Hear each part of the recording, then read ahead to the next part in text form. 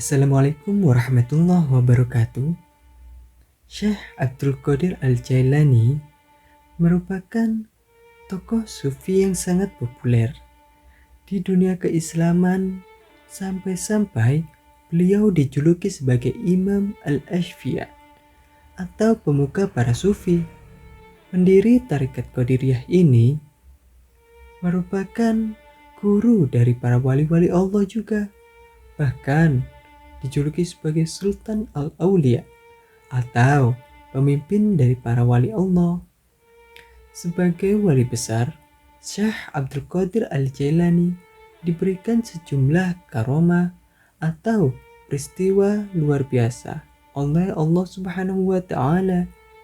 Keistimewaan itu didapatkannya sebagai bukti bahwa manusia terpilih yang dianggap suci dan bisa memperoleh karomah yang merupakan representasi dari kebesarannya.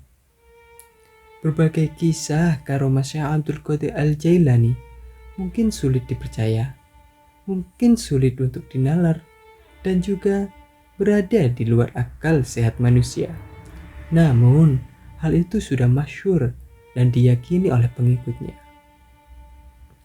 Mengutip dari buku Manaqib Syekh Abdul Qadir Al-Jailani, terjemahan kitab Lujain Ad-Dani fi Manaqib Al-Qutbu Ar-Rabbani Syekh Abdul Qadir Al-Jailani karya Syekh Ja'far Al-Barzanji oleh Masturi Irham dan situs dari NU Online.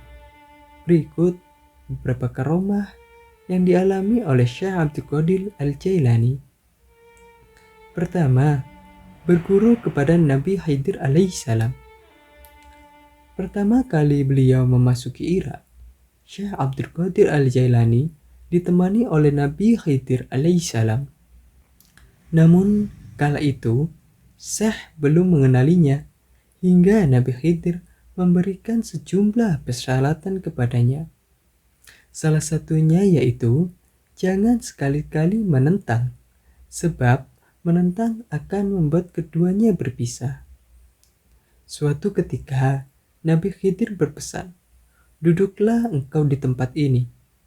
Maka Syekh Abdul Qadir Al-Jailani duduk di tempat tersebut hingga 3 tahun lamanya. Setiap setahun sekali, Nabi Khidir datang menemuinya.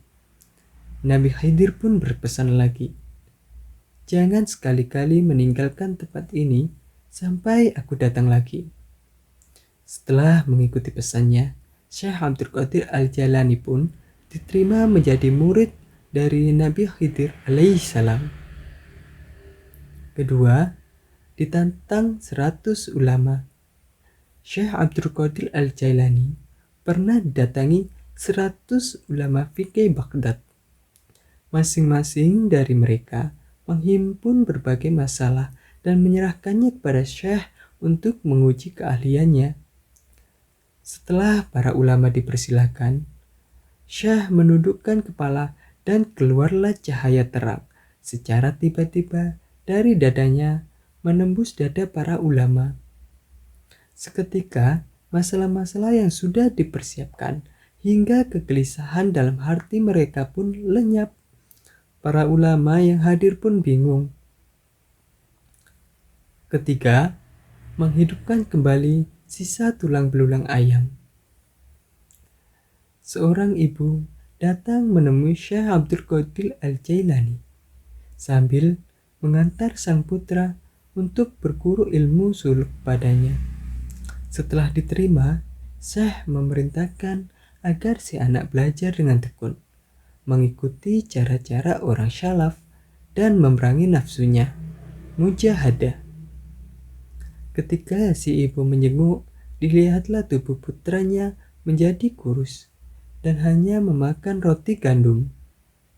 Ibu pun menghadap Syekh Abdul Qadir Al-Jailani dan melihat di hadapannya terdapat sisa makanan berupa tulang ayam yang sudah bersih. Si ibu pun berkata, "Menurut penglihatan saya, Tuan Syekh makan dengan makanan yang serba enak.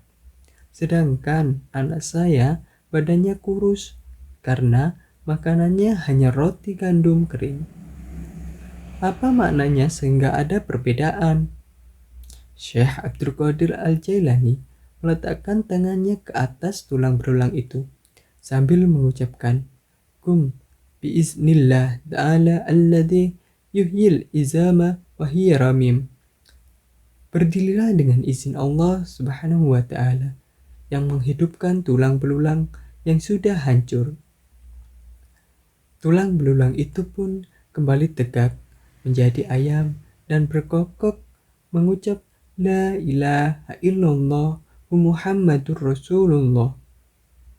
Abdul Qadir Waliullah, yang artinya tiada Tuhan selain Allah, Muhammad utusan Allah, Syekh Abdul Qadir kekasih Allah.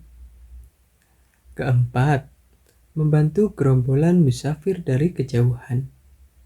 Abu Umar Uthman Asy-Syairafi dan Abu Muhammad Abdul Haq Al-Harimi berkata, kami pernah bersama Syekh Abdul Qadir di madrasahnya pada Ahad 13 Syafar 555 Hijriah.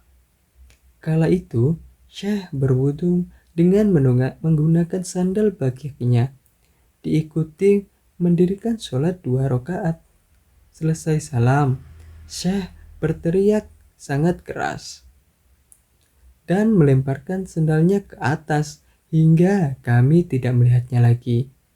Ia melakukan hal itu kembali. Lantas Syekh duduk dan tidak ada seorang pun yang menanyakan hal itu kepadanya. Berselang 23 hari kemudian, gerombolan musafir dari wilayah Ajam atau non-Arab datang. Mereka berkata, sesungguhnya kami mempunyai nazar kepada Syekh Abdul Qadir Al-Jailani dan mereka meminta izin untuk menghadap Syekh. Mendengar itu, Syekh berkata, ambillah nazar yang dibawa mereka. Mereka pun menyerahkan kepada kami emas, beberapa pakaian sutra, dan pakaian berbulu, serta sepasang sandal bagiak milik Syekh Abdul Qadir Al-Jailani. Melihatnya, kami kebingungan dan bertanya-tanya tentang apa yang sebenarnya terjadi. Mereka berkata, saat di tengah perjalanan, segerombolan orang dengan 2 pemimpinnya menyegat kami dan mengambil barang-barang yang kami miliki. Kemudian, kami mengingat Syekh Abdul Qadir Al-Jailani dan bernazar, apabila harta kami selamat, maka kami akan memberikan sebagiannya kepada Syekh Abdul Qadir Al-Jailani. Karomah yang kelima, menyelamatkan pedagang dari takdir kematian dan fakir.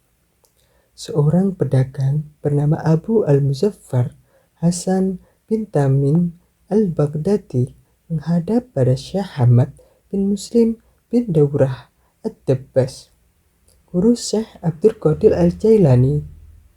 Ia berkata kepada Syekh Hamad, wahai tuanku, rombongan dagangku telah siap berangkat ke Syam dengan membawa dagangan senilai 700 dinar. Syekh Hamad mengatakan, apabila kamu pergi pada tahun ini, di tengah perjalanan kamu akan dibunuh dan hartamu akan dirampas. Dengan perasaan gelisah, pedagang itu pun pulang dan berjumpa dengan Syekh Abdul Qadir Al-Jailani di jalan.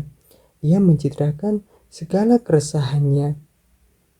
Kemudian Syekh Abdul Qadir berkata, pergilah dengan selamat dan kembalilah dengan membawa keuntungan. Aku yang akan bertanggung jawab.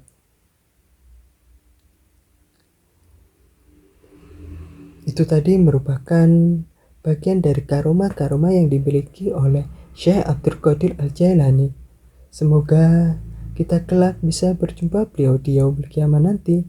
Wassalamualaikum warahmatullahi wabarakatuh.